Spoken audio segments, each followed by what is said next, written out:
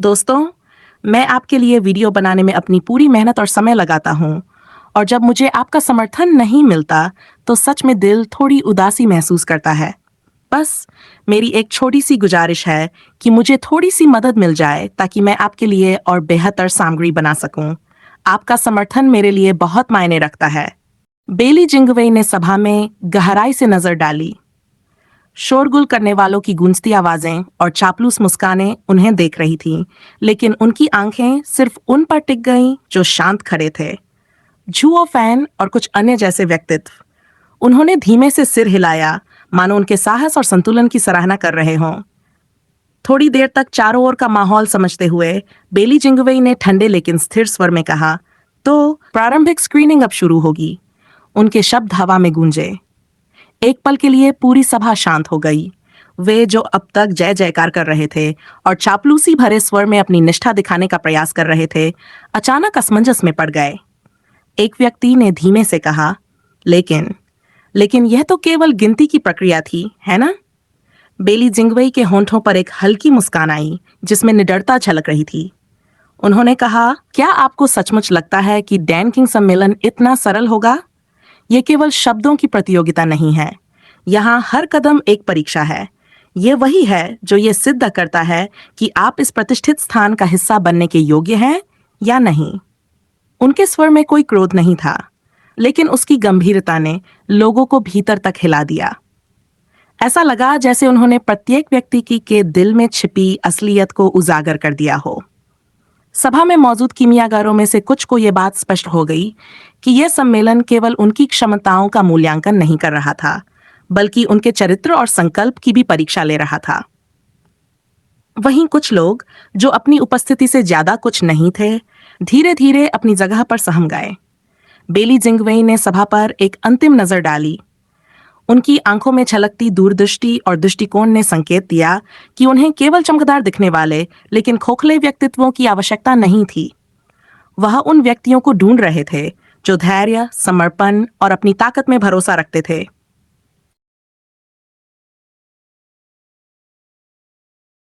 बेली जिंगवेई ने चारों ओर देखते हुए हल्की मुस्कान के साथ सिर हिलाया।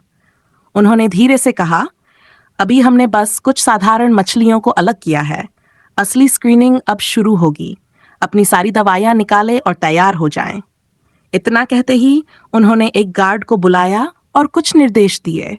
गार्ड ने सहमति में सिर हिलाया और तुरंत भीड़ की ओर बढ़ गया। उसके साथ शाही महल के संरक्षक सैनिक भी थे, जिनके कंधे पर जिम्मेदारी का भार साफ छलक रहा था।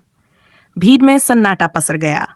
400-500 कीमियागर अलग अलग भावों के साथ खड़े थे, कुछ आत्मविश्वास से भरे, कुछ चिंतित और कुछ अपने कौशल पर गर्व करते हुए। गार्ड ने बड़ी सावधानी से प्रत्येक व्यक्ति का परीक्षण किया और उन्हें 2 समूहों में विभाजित कर दिया।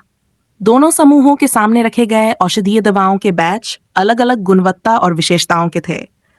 कुछ उच्चतम गुणवत्ता वाले, कुछ औसत और कुछ पूरी तरह से निम्न श्रेणी के। जैसे ही बेली जिंगवेई ने एक बैच की ओर इशारा किया, उनका स्वर गंभीर हो गया। इन लोगों को हटा दो। जी महाराज। गार्ड झुके और तत्परता से उन कीमियागरों को पकड़कर बाहर ले जाने लगे। उनका जाना वैसा ही था जैसे एक बाज अपने शिकार को उठाकर ले जाता है। लेकिन जिन लोगों को बाहर निकाला गया, वे अभी भी पूरी तरह स्तब्ध थे। उन्हें समझ नहीं आया कि आखिर उन्हें क्यों हटाया गया। एक व्यक्ति, जो स्पष्ट रूप से आहत था, जोर से चिल्लाया, रुको, मैं शीर्ष श्रेणी का डैन तैयार करता हूँ। मुझे क्यों हटाया गया? वह व्यक्ति जो अभी भी यहाँ है मुझसे कमजोर है। उसका लिंगदान केवल मध्यम श्रेणी का है। मुझे क्यों हटाया गया? उनकी उंगली उस व्यक्ति की ओर उठी जो अब तक चुपचाप खड़ा मुस्कुरा रहा था। दूसरे व्यक्ति ने अचानक घबराकर बेली जिंगवेई की ओर देखा। वह जानता था कि वह श्रेष्ठ नहीं था, फिर भी उसकी उपस्थिति ने उसे असहज कर दिया। बेली जिंगवेई ने उनकी बात सुनी, लेकिन उनकी प्रतिक्रिया एक शांत मुस्कान के साथ आई।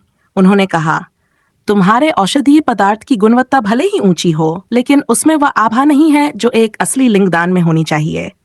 लिंगदान सिर्फ रासायनिक संतुलन का नाम नहीं है। वह आभा, वह आत्मा, उस औषधि की असली ताकत है। उनके शब्द एक हथौड़े की तरह गूंजे, लेकिन असंतुष्ट व्यक्ति ने विरोध करते हुए कहा, महाराज, वह आभा केवल इसलिए अधिक है क्योंकि उसने उच्च स्तरीय सामग्री का उपयोग किया है। मेरी औषधीय तकनीक उससे कहीं बेहतर है। मैंने 7 स्तरीय जड़ी बूटियों से उसे पछाड़ा है, जबकि उसने 8 स्तरीय का उपयोग किया है। यह अन्याय है। भीड़ ने उसकी बात पर सिर हिलाते हुए सहमति जताई, मानो उसे सही ठहरा रहे हों। लेकिन बेली जिंगवई ने एक हल्की मुस्कान के साथ जवाब दिया, क्या मैंने कहा था कि यह केवल कीमिया का परीक्षण है? लिंगदान की शक्ति केवल सामग्री से नहीं आती, वह उसकी आत्मा और प्रभाव से परिभाषित होती है। और यह वह है जो तुम्हारे डैन में नहीं है। उनका स्वर दृढ़ था, लेकिन उसमें न कोई क्रोध था और न ही किसी प्रकार का अपमान। उनकी बातों ने न केवल सभा को चुप कर दिया, बल्कि यह भी समझा दिया कि यह परीक्षा केवल तकनीक की नहीं, बल्कि सच्चे कौशल और आंतरिक शक्ति की है। बेली जिंगवेई ने हल्के से अपनी भौहें उठाई और एक गहरी आत्मविश्वास भरी हंसी के साथ कहा, याद रखें, शाही राजधानी में प्रवेश करना केवल आपके कौशल का प्रदर्शन नहीं है, बल्कि यह भी है कि आप शाही परिवार की सेवा के लिए कितने समर्पित हैं। यह केवल आपकी कीमिया नहीं है जिसे परखा जाएगा, बल्कि यह भी कि आप परिस्थितियों के अनुसार कितनी तेजी से और प्रभावी ढंग से काम कर सकते हैं। उन्होंने सभा की ओर देखते हुए गंभीर स्वर में कहा, मैंने अभी जो देखा वह केवल आपके कौशल की परीक्षा नहीं थी, बल्कि यह देखने का एक तरीका था कि आप अपने प्रयासों को कहाँ केंद्रित करते हैं। क्या आप परिस्थितियों को समझकर अपना सर्वश्रेष्ठ प्रदर्शन करते हैं या केवल अपनी क्षमताओं को दिखाने की कोशिश करते हैं? कई ने यहां दिखाया कि वे दिखावे के पीछे छिपे हुए हैं, लेकिन इस स्थान पर यह मायने रखता है कि आप कितनी कुशलता और तत्परता से शाही मांगों को पूरा करते हैं। सभा में सन्नाटा पसर गया। कुछ कीमियागरों के चेहरों पर शर्मिंदगी की लकीरें उभर आईं, लेकिन बेली जिंगवेई ने अपनी बात जारी रखी, यहां आपको अपनी शैली दिखाने की जरूरत नहीं है। यहां आपको अपनी तकनीक का गौरव जताने की जरूरत नहीं है। यह स्थान शाही परिवार की सेवा का है, और इस सेवा में सबसे महत्वपूर्ण है तेज और श्रेष्ठ परिणाम देना। जिन लोगों को मैंने अभी अभी अलग किया है, वे इसलिए गए क्योंकि उन्होंने इस बात को नहीं समझा। यह सुनते ही कुछ लोगों की नजरें झुक गई, तो कुछ के चेहरे पर नापसंदगी के भाव झलकने लगे। लेकिन उनमें से एक व्यक्ति ने गहरी सांस ली और दृढ़ता के साथ कहा, आपने सही कहा महाराज, मैं यहाँ आपकी सेवा करने आया था, लेकिन ये मेरी सोच से परे है। मुझे लगा कि यह कीमिया का एक और प्रतिस्पर्धा मंच है, लेकिन ये कुछ और है। शायद मैं इसे समझने में चूक गया। मैं सम्मानपूर्वक यहाँ से विदा होता हूँ। उसने सबके सामने झुककर सम्मान प्रकट किया और फिर शांति से महल के द्वार की ओर बढ़ गया। उसकी पीठ सीधी और उसकी चाल गर्वपूर्ण थी। भीड़ में खड़े लोगों ने उसकी सरल मुस्कान और गरिमामयी विदाई को देखा। उनकी आखिरी मुस्कान, जो हल्की और आत्मविश्वास से भरी थी, बहुतों के दिलों में ठहर गई, एक प्रश्न बनकर, एक सोच बनकर। एक और व्यक्ति ने कदम बढ़ाया और कहा, सर, मैं भी समझता हूं कि यह स्थान मेरे लिए नहीं है। मुझे अपनी कीमिया के सम्मान के साथ जीने में खुशी है, भले ही वह यहां मान्यता न पाए। उसने भी गहरे सम्मान के साथ झुककर विदा ली। धीरे धीरे और भी लोग उठ खड़े हुए।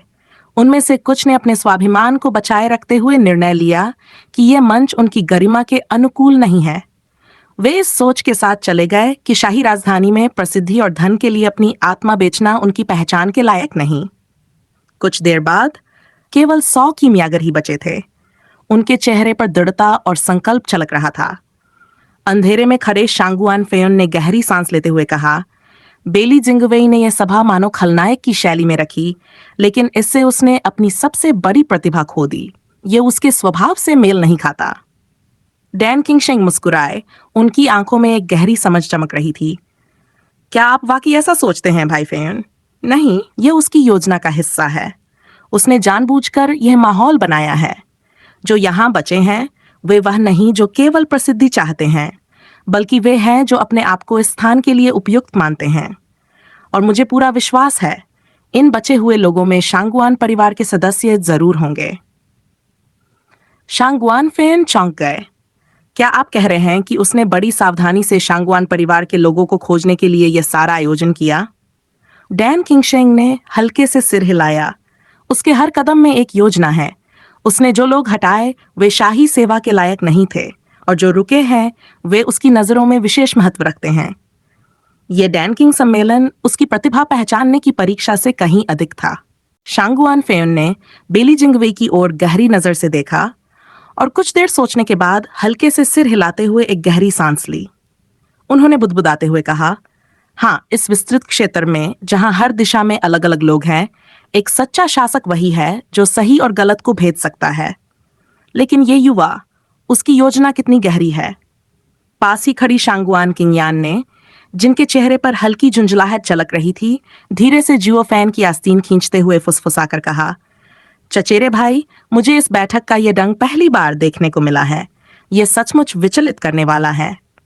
उनकी आंखों में हल्की नाखुशी थी, लेकिन उनके स्वर में अनिश्चितता और भ्रम भी झलक रहा था। वह चाहकर भी अपनी बात खुलकर नहीं कह पा रही थी। शांगुआन परिवार की युवा महिला इस बात को सहन नहीं कर पा रही थी कि बेली जिंगवेई ने कैसे अन्य कीमियागरों की आत्मा को कुचलने का प्रयास किया। उनके शब्दों में एक नरमी और करुणा थी, लेकिन उनका असंतोष छिपा नहीं था। उन्होंने अपने परिवार के जासूसों की ओर देखा, जो इस परीक्षा में पीछे रह गए थे।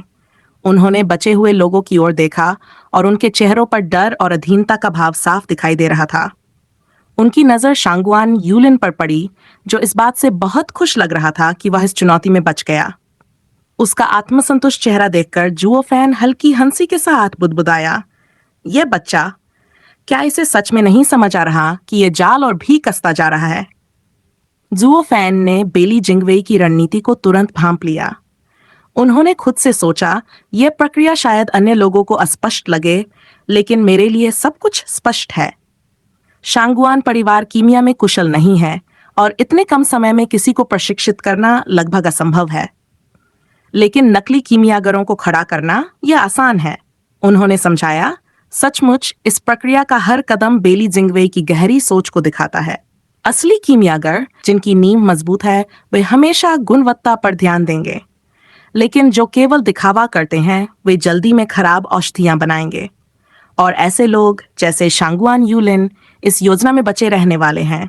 उनकी असली पहचान अब बेली जिंगवेई के जाल में फंसी हुई है। जो फैन की बातें सुनकर शांगुआन किंगयान ने दूर खड़े बेली जिंगवेई की ओर देखा। उनके चेहरे पर मिश्रित भाव थे, हैरानी, प्रशंसा और हल्की झुंझलाहट। उन्होंने बुदबुदाते हुए कहा, तो यह सब सिर्फ कीमिया परखने के लिए नहीं, बल्कि असली और नकली की पहचान करने का खेल था। कितनी गहराई से सोचता है ये व्यक्ति। सचमुच बेली जिंगवेई का यह परीक्षण केवल एक साधारण प्रतियोगिता नहीं था। यह एक योजना थी, एक जाल जो धीरे धीरे कस रहा था। अब जो लोग बचे थे, वे दिखावे के पीछे छिपे हुए थे। उनके दिलों में गर्व और कीमिया के सम्मान का कोई स्थान नहीं था। वे केवल अपनी स्थिति बनाए रखने के लिए बचे थे। डैन किंगशेंग, जो इस पूरी योजना को गहराई से समझ चुके थे, मुस्कुराए और फुसफुसाए, बेली जिंगवेई ने अपना जाल फैला दिया है और उसमें फंसे शिकार अब सामने आ रहे हैं। ये देखना दिलचस्प होगा कि वह अगला कदम कैसे उठाता है। शांगुआन फेयुन ने उनकी बात सुनकर सहमति में सिर हिलाया। उन्होंने गंभीर स्वर में कहा, वास्तव में यह खेल उसकी रणनीति की गहराई को दिखाता है। वह केवल प्रतिभाओं की तलाश नहीं कर रहा, बल्कि शांगुआन परिवार के असली लोगों को खोजने का प्रयास कर रहा है। इस युवा की बुद्धि अद्भुत है। जुओ फैन ने बेली जिंगवेई की चाल को पूरी तरह समझ लिया था। उसकी हर चाल इतनी सटीक और गहरी थी कि इसका उद्देश्य केवल शांगुआन परिवार को जाल में फंसाना था। बाकी लोगों के लिए यह डैन किंग कॉन्फ्रेंस महज एक असामान्य आयोजन लग रहा था, जैसे इसे सम्राट के आनंद के लिए बनाया गया हो। लेकिन जुओ फैन को यह एहसास था कि यह वास्तव में एक शानदार रणनीति थी, शांगुआन परिवार को बंदी बनाने वाला सबसे मजबूत पिंजरा। इसका एहसास होते ही जुओ फैन ने मन ही मन सोचा, अब क्या करना चाहिए। शांगुआन यूलिन, यह शतरंज का एक ऐसा मोहरा है जिसे मैं इस्तेमाल कर सकता हूं। लेकिन क्या उसे अभी बचाना चाहिए या उसे इस उजले पक्ष पर धकेल देना चाहिए जहां हर कदम खतरनाक हो सकता है। उसकी आंखें गहरी सोच में चमकीं। अगर उसे बाहर निकाल दिया गया तो यह उसकी और हमारी दोनों सुरक्षा के लिए बेहतर होगा। लेकिन क्या यह भी संभव है कि मैं उसे शतरंज के खेल में अपनी इच्छानुसार इस्तेमाल करूं। निर्णय का हर सिरा मुझसे ही जुड़ा है। अपने विचारों के साथ जुओ फैन ने बेली जिंगवेई को गहराई से देखा और महसूस किया, यह पूरी योजना उसकी है, फैन की नहीं। यह डैन किंग कॉन्फ्रेंस एक मकड़ी के जाले जैसा है, सूक्ष्म, भयावह और हर दिशा में फैलता हुआ। बेली जिंगवई ने इसे बड़े ही शातिर तरीके से बुना है। फेयन जैसे व्यक्ति इस तरह की गहराई में सोचने के काबिल नहीं है। जुओ फैन की नजर बेली जिंगवई पर टिक गई। यह आदमी लिक्सियन का असली कॉर्पोरल है, असाधारण रूप से शांत, लेकिन जब चाल चलने की बात आती है तो निर्मम। उसकी हर चाल में योजना की गहराई है। वह छोटे लाभों के लिए अपनी रणनीति नहीं छोड़ेगा। यदि मैं इस उजले पक्ष पर आया तो वह मुझे जल्दी हटाने की कोशिश नहीं करेगा, बल्कि वह इंतजार करेगा, लंबी मछली पकड़ने के लिए धैर्य दिखाएगा और अपने असली निशाने शांगुआन परिवार पर ध्यान केंद्रित करेगा। जुओ फैन के होंठों पर एक हल्की मुस्कान फैल गई। ये सब मुझे समय देगा। मैं इस उजले पक्ष पर एक छाया में बदल जाऊंगा। निर्णायक लड़ाई से पहले मैं सुरक्षित रहूंगा और जब समय आएगा मैं वह चाल चलूंगा जो खेल पलट देगी। उसने मन ही मन अपनी रणनीति तय कर ली। उसकी मुस्कान और गहरी हो गई। शांगुआन यूलिन, अब तुम्हारा इस्तेमाल होगा। तुम एक मामूली मोहरा हो, लेकिन खेल के इस हिस्से में महत्वपूर्ण हो। और शांगुआन फैन और फेक्सियोंग, वे भी इस्तेमाल किए जाने का इंतजार कर रहे हैं। ये खेल जितना गहरा है उतना ही रोचक होने वाला है। अचानक शांगुआन यूलिन ने ठंडक का अनुभव किया, जैसे किसी ने उसे गहराई से घूरा हो। वह चौंककर इधर उधर देखने लगा। उसके चेहरे पर घबराहट साफ छलक रही थी। यह ठंडी हवा कहाँ से आ रही है? कौन है जो मुझे इतने ध्यान से देख रहा है? जुओ फैन ने अपनी नजरें दूसरी ओर मोड़ ली, लेकिन उसके मन में वह योजनाओं का जाल पहले से ही बुन चुका था। अब केवल समय की बात थी जब वह अपने पत्ते खेलना शुरू करेगा। बेली जिंगवे की मधुर मगर रहस्यमय आवाज ने फिर से वातावरण को अपनी गिरफ्त में ले लिया। बधाई हो, तुम रीटेस्ट में आगे बढ़ गए हो। इस विषय के लिए? हाँ, अभी इसके बारे में नहीं सोचा है। बस जो चाहो उसे परिष्कृत करो। उसके शब्दों ने जैसे हवा में ठहराव पैदा कर दिया। एक पल के लिए हर कोई अवाक रह गया। कमरे में नजरें एक दूसरे से टकराईं, लेकिन सभी के चेहरों पर एक ही सवाल था, ये कैसा आदेश है? यह विषय तो पूरी तरह अनौपचारिक लग रहा था। कोई स्पष्ट निर्देश नहीं, कोई दिशा नहीं। आखिर अगर जीव पिंडैन न बना पाए तो क्या होगा? और अगर एट पिंडैन बनाने वाले को ही पास किया गया तो बहस करने के लिए किसके पास जाया जाए? यह समझना मुश्किल नहीं था कि बेली जिंगवई के पास अंतिम व्याख्या का अधिकार था, लेकिन यह रहस्य, यह अनिश्चितता, यह उनकी योजनाओं का एक और परतदार हिस्सा था। भीड़ में से किसी ने झिझकते हुए अपनी हिम्मत जुटाई और पूछा, महाशय, कृपया हमें थोड़ी और स्पष्टता दें। अगर हम बस यूं ही इधर उधर भटकेंगे तो सिरहीन मक्खियों की तरह घूमने का क्या लाभ होगा? बेली जिंगवई ने हल्के से मुस्कुराते हुए जवाब दिया, कुछ नहीं, बस अपना सर्वश्रेष्ठ करो। उसकी मुस्कान ने वातावरण को और गहरा कर दिया। उसकी रहस्यमय उपस्थिति और शब्दों ने जैसे सभी के भीतर असमंजस और बेचैनी को और बढ़ा दिया। कोई ये समझने में सक्षम नहीं था कि वह सच में क्या चाहता है। और तभी एक हल्की चीख हवा में गूंजी। जुओ फैन अपनी जगह पर खड़ा, अपने हाथों में जलती हुई युआनली की आग को संभालते हुए मुस्कुराया। उसकी आवाज में एक अलग आत्मविश्वास था। उसने धीरे से कहा, क्या वयस्क कभी यह नहीं कह रहे थे कि अपना सर्वश्रेष्ठ करो? तो फिर क्यों ना हम अपने घर की सुरक्षा का हुनर आजमाएं? उसकी बात ने बाकी लोगों को चौंका दिया। उन्होंने उसकी तरफ देखा, उसकी हर हरकत पर ध्यान दिया। जुओ फैन ने जैसे ही औषधीय जड़ी बूटियों को आग में फेंका, बाकी लोग भी जल्दी से उसकी नकल करने लगे। लेकिन जुओ फैन की हर चाल के पीछे गहरी सोच छिपी थी। वे नहीं जानते थे कि बेली जिंगवई का यह आदेश उसके जाल की दूसरी परत थी। हर कोई अपने अपने तरीके से अपना सर्वश्रेष्ठ करने में जुटा था, लेकिन जुओ फैन को अच्छी तरह समझा चुका था कि बेली जिंगवई के इरादे सिर्फ उन्हें भटकाने के नहीं थे। ये एक खेल था और इस खेल में जीत उसी की होगी जो अंत तक अपनी चालों पर नजर रख सके।